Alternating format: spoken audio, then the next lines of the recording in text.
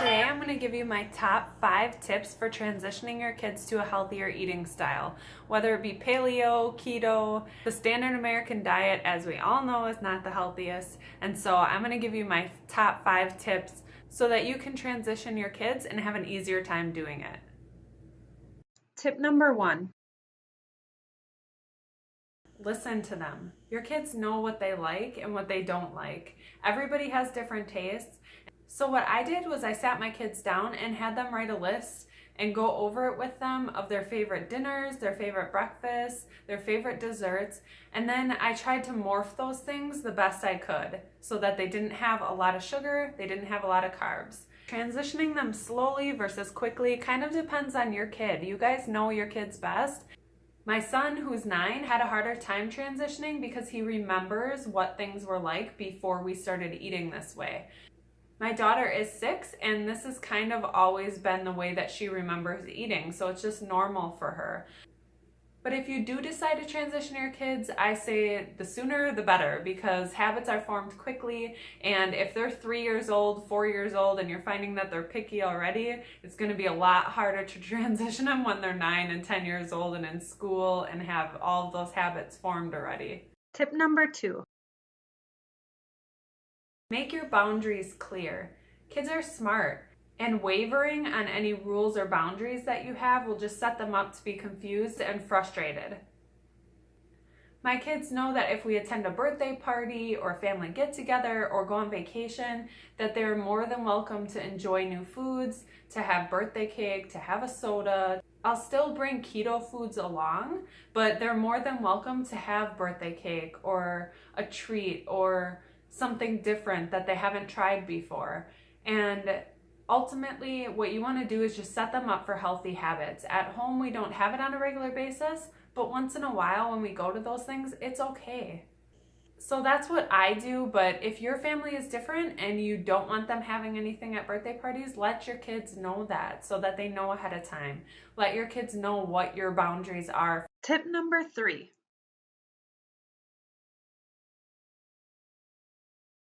Don't buy foods that you don't want them to have. I can't tell you how many times I bought even like protein bars and they have whey in them, and I should have never bought them because my son is allergic to whey and he wants to try a new treat, and so then he goes for the protein bars.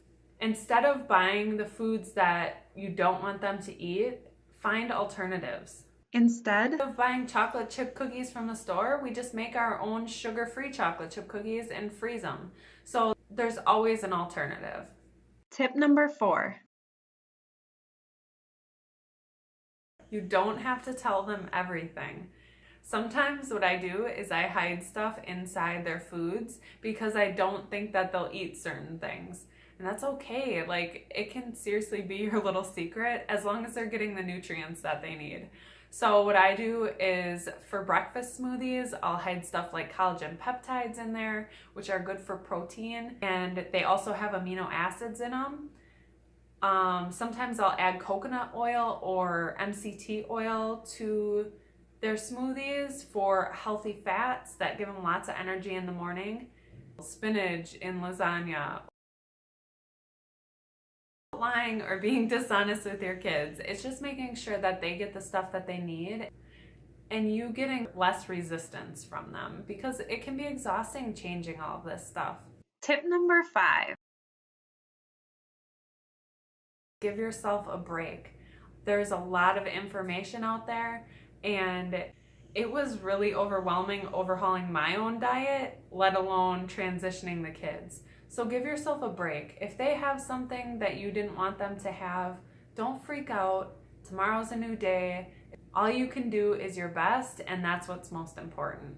I've really tried to teach my kids how to listen to their bodies so that they can communicate those things to me with their digestion, how they're feeling. My daughter told me the other day that her feet hurt, and so I put her in an Epsom salt bath. I thought she might need some magnesium because she doesn't have bread. And so teaching them to communicate how they're feeling to you is really important for making sure that they have everything in their diet that they need.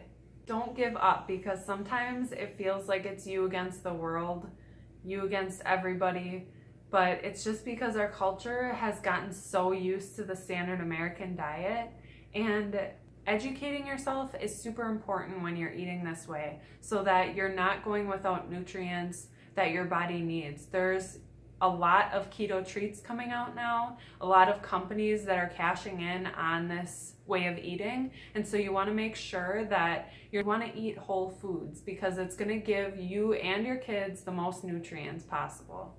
Giving yourself a break also includes preparing yourself mentally and emotionally for changes that you might see in your kids.